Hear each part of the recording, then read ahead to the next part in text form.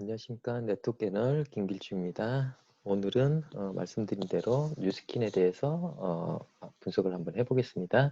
공정거래위원회는 다들 들어오실 줄 아시죠? 이제 그래서 2019년도분 정해져 있는데 여기에 뉴스킨을 입력을 하시고 검색을 하시면은 이렇게 나오죠. 뉴스킨 코리아. 이걸 한 번 더 클릭을 하셔야 되고요. 한 번 더 클릭을 하시고 한 번 내려오시면은 1995년 12월 14일 날 공식적으로 등록이 됐네요. 아미하고 같은 해에 공식적으로 등록이 됐고요. 대표이사의 변동도 잦지 않네요. 그렇게 정책적으로나 어떤 큰 뭐 변화가 없어 보이고요. 그리고 특이한 사항은 뷰티 강자로 알려져 있는데 매출 상위권 1위, 2위를 보니까 건강기능식품으로 되어 있네요. 그동안 이제 뷰티 강조했던 부분이 경쟁이 치열해지다 보니까 건강기능식품으로 정책적이나 어떤 마케팅적으로 조금 변화가 감지가 되고요. 네. 그리고 일단 환불액, 반품 환불액을 보니 144억 원 정도, 3%대가 넘어가네요. 3%대가 넘어가서 꽤 많은 비중인 것 같은데 일반적으로 정통 글로벌 네트워크 회사치고는 꽤 많은 부분인 것 같고요. 전년도 등록 판매원 수는 31만 5천여 명, 그리고 후원수당을 받고 있는 사람은 8만 1천여 명 정도고요. 그리고 당기 순이익을 보니 180억 정도, 여기에 재무제표상 매출액 기준으로 보면은 약 4.5% 정도 매출액 대비 당기 순이익률 자체가 그 정도 나오겠네요. 아미 같은 경우는 5% 정도 나왔죠. 그리고 애터미가 한 10%대 정도 나왔나요? 애터미 같은 경우가 매출액 대비해가지고 순이익을 많이 나타내는, 그러다 보면 일단 대주주 입장에서는 그걸 기반으로 어떤 배당이나 이런 부분을 활용하기에는 당기 순이익률이 많은 게 사실 유리하겠죠. 그리고 공정거래위원회에서 시정조치를 받은 게 짜단하게 이렇게 있네요. 뭐 아미 같은 경우는 금액은 좀 컸었는데 한 건 있었고요. 글로벌 회사들이 이렇게 규정이나 이런 부분을 의외로 잘 모르고 있는 건지 아니면 신경을 아예 안 쓰고 있는 건지, 그 부분은 뭐 제가 회사 사람이 아니기 때문에 잘 모르겠지만은 저는 삼성증권의 컴플라이언스 팀이라고 해서 법을 다루는 부서에 3년 반 정도를 있었거든요. 그래서 어떤 규정이나 이런 부분에 대해서는 굉장히 좀 잘 알고 있는 그런 사람이긴 한데, 글로벌 회사가 왜 이렇게 규정이나 이런 부분, 물론 뭐 과태료는 많지는 않아요. 중요한 부분은 아닌 것 같은데 이렇게 사소한 부분을 왜 놓치는지 사실 조금 이해는 안 되네요. 그리고 후원 수당을 지급받는 판매원의 지급분 보도에서 상위 1% 이내, 1% 이내들이 평균적으로 9,500만 원 이상을 받아가고 있네요. 아메이가 5,800 정도, 6,100 정도였고 애터미가 5,800 정도로 기억나는데, 최근 세계 회사를 살펴본 비교를 해보면 가장 많은 수치이고요. 그리고 1억 원 이상 받는 사람들의 숫자, 판매 원수가 178명이고요. 1인당 후원 수당 1억 원 이상 받는 사람들의 평균은 2억 5,600 정도. 아메이라든지 애터미하고 비교를 했을 때 그렇게 뭐 큰 차이는 나지 않는 걸로 파악이 되네요.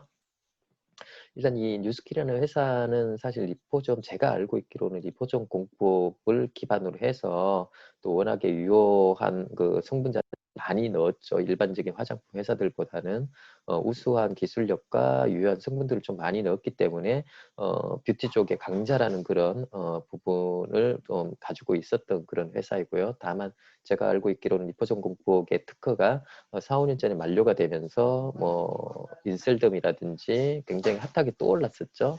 그리고 솔베라든지 리포브도 리포점에 리포점 공법이 있는 걸로 제가 알고 있는데, 그런 다양한 회사들이 최근에는 굉장히 두각을 많이 나타내고 있는 것 같습니다. 그래서 전반적인 수치나 이런 부분 자체를 한번 비교를 해보면은, 등록일, 잠시만요. 다시 한번 수치를 한번 비교를 해보겠습니다. 공유를 다시 한번 해가지고요. 새로 공유. 전체적인 수치를 보면은 등록일이 아메이, 애터미, 뉴스킨 봤을 때 애터미 2009년, 나머지 두 회사에 비교해서는 한 14년 정도, 어, 14년 정도 늦게 설립한 회사인데, 매출액 같은 경우는 뉴스킨을 비교를 해보니까 일단 기초 생필품을 기반을 한 한국아미, 애터미 같은 경우는 1조대 가까운, 넘거나 가까운 그런 매출액을 기록하고 있는 것에 비교해 가지고는 제품 포트폴리오의 다양성이 조금 떨어진 뷰티 쪽에 집중을 했었던 뉴스킨이라는 회사는 상대적으로 매출액 자체는 4천억 대에 머무르고 있는 부분이고요. 25년 정도 된 회사인데, 환불률을 보니까, 환불 요청을 보니까 무려 3.7%에 가깝네요. 일단은 충동적으로 제품을 사거나 아니면 변심에 의거해가지고 반품한 율 자체가 지금 세계 회사를 비교했을 때는 가장 높은 회사이고요. 그리고 회원수 31만 명, 그리고 수당을 받는 회원은 8만 1,000명 정도. 그리고 이제 음, 전체 회원 수를 그 매출액을 전체 회원 수로 나눈 객단가 같은 경우는 124만 원, 가장 높네요. 세계 회사들 중에. 제품 가격이 상대적으로 비싼 걸로 좀 알고 있는데, 어쨌든 객단가 같은 경우는 뭐 비슷하나요? 한국 아이메랑 뉴스킨이. 이렇게 비교를 했을 때는 상대적으로 뉴스킨이 조금 우위에 있어 보이네요.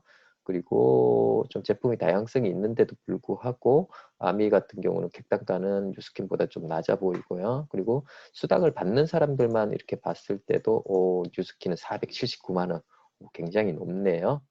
굉장히 높고, 한국 아미 같은 경우는 수당 받는 사람 기준도 254만 원 정도. 제품의 다양성하고 이렇게 전체적인 가격하고 이렇게 비교를 했을 때는 뉴스킨보다는 제품 매니아들이 조금 상대적으로는 조금 떨어지지 않나, 개인적인 생각이고요.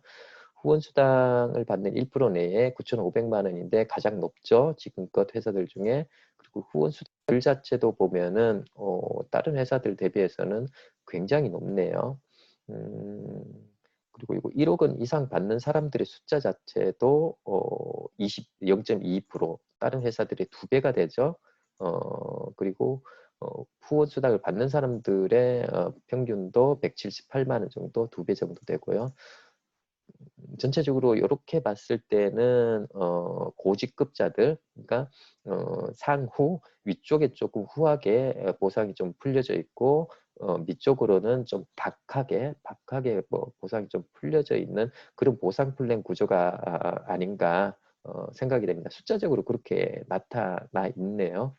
그리고 1억 원 이상의 연 소득자 중에 소득자들의 평균을 보니 뉴스킨 같은 게 2억 5천만 원 정도, 다른 회사들 대비해서 크게 두각은 나타내고 있지는 않은 상황이고요. 어쨌거나 여기 봤을 때 전체적으로 지금 작년도까지의 보상 플랜을 봤을 때는 좀 위쪽으로 좀 많이 치중된 그런 보상 구조가 아닌가 생각이 됩니다. 자, 오늘은 뉴스킨 회사의 분석을 해봤고요. 내일 같은 경우는 아마 그 뭐죠? 허블라이프 아니면 유니시티를 할 것 같은데, 내일 시간이 되면 다시 한번 분석을 해서 유튜브로 업로드 올리겠습니다. 감사합니다.